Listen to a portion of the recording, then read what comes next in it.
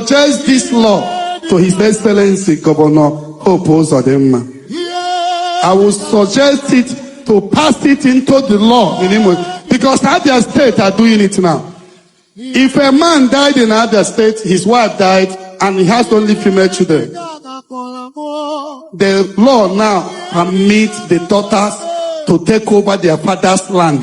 Nobody will say, I am uncle, nephew, you come to their father's house. In Abia State is a law now. And I will tell the governor, if I see His Excellency, I will tell him, because that will reduce some people trying to kill male children so that they will take over the land. I will suggest it to the governor of Imo State. Anambra Onu, I will suggest it. If it passed to the law that female children can inherit their father's land. You know, in Igbo land, female don't have right over their father's land. So they can try to kill a male children so that their own son will come and cultivate the land. Another lesson to learn here is that male children are important. My teaching is not always easy to hear. It breaks heart. What of those that don't have? Those things break people's heart. But I must teach you. If you don't have a male child, you can adopt one. If you don't have a male child, you can adopt a male child. Make sure that somebody answer your late father's name. Because you're a woman, you will marry. Your husband, you will be answering Obi tomorrow. Mecca. If you have children in abroad, I will bring this teaching again. Bring them home. Put them to school here.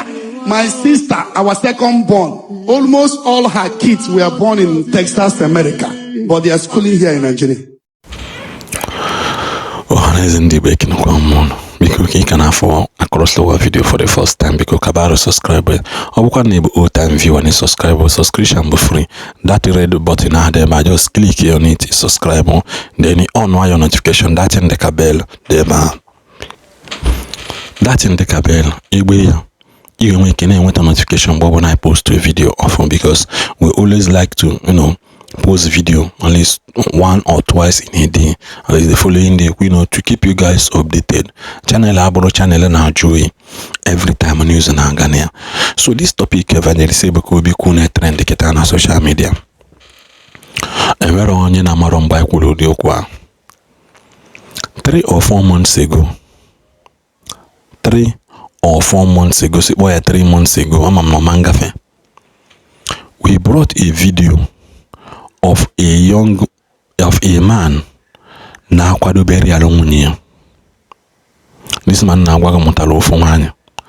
Ọ na kwado burial nwunye.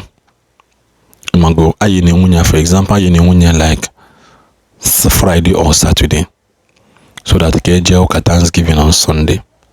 The man not like Wednesday. Mago solo kwa we kwado si here based on we make us before unable na nwunye like Friday. The man died the following day. Onwo ozuna abudolo na mortuary. Then nwanne ya nwoke we gbago worry, I think all ko worry ko asabakarati na me. We jisike we megini gbochie umu no chele property. So ebe the man muta so nwanye no automatically no inherit na property. Di ku hedaba. The mother were paka. I will tell the video here. I went out just say, or does it mean that the man I'm go on a general any be on Madi in each which you will mono? Chewa document. Does it mean no go a woollen on your because he looks suspicious now walking at a go near Muyabukwe.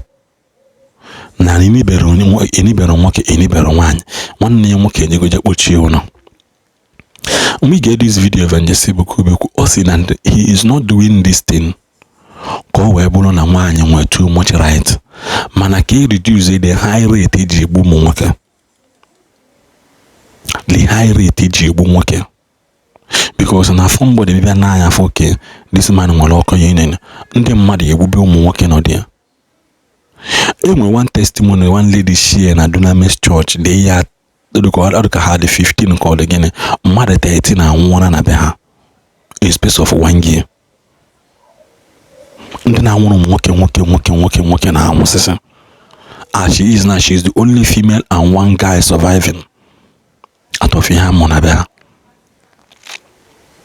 Onye si na ihe anara eme, ịma na onye na-afụbero because na ihe na-eme. People and the heart of men are desperately evil.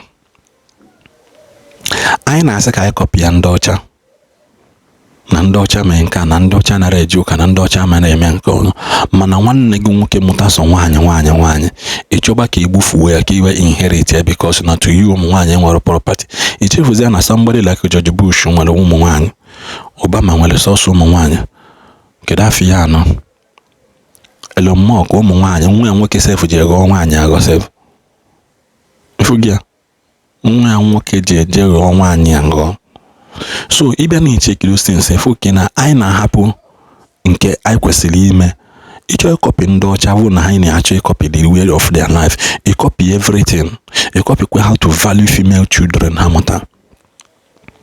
Mana ihe eje si na ha na-eme nke ọzọ, na ha anaghị eje ụka, na ma you cannot also copy those ones. You cannot copy it. So I stand with Evangelist Ebuka Obi n'okwu a. I stand with him because people are desperately evil and wicked, especially in the Baha'i. People are desperately evil and wicked. I also want to see this, especially in Anambra Baha'i, 80% of cases of nwaanyị nwoke nwa achụpụ nwaanyị with ụmụazị zọkọrọ property na-eme n'ime Anambra State Baha'i. So mmadụ akpọwa obodo ọzọ, mma akpọ nke ndị Baha'i na-eme Anambra Baha'i, ọ ka njọ dị ya. So mgbe m video batana in that case of one woman achụpụkwa n'ụlọ with ụmụ, ọ bụ na ụmụtakwa nwoke achụọ ya n'ụlọ. Mgbe na-ajụzi ndị anụ nwa na-eme ha, dozi imi nnọọ nwa bụ nwanne ụlọ nwoke,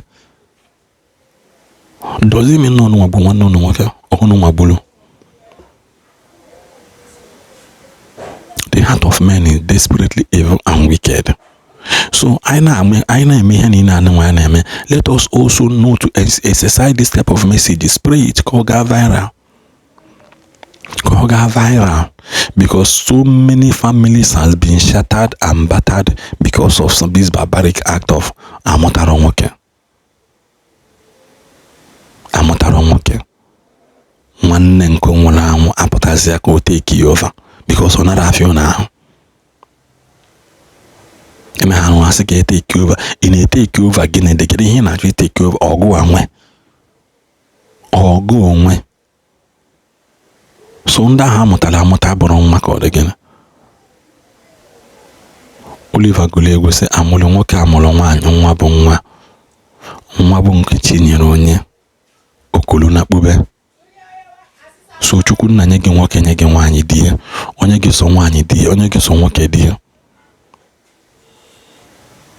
Because at the end of the day, Spirit Darlington kwuru ego something no kwuru sị anyị amụta nwoke eji nwoke eme gịnị. Ọ bụ company ka ọ ya inherit, ka ọ bụ land ka ọ ya inherit, ka ọ bụ ihe gịnị nwanne ka ọ ya inherit. The world is changing rapidly, so we have to also adapt to that system.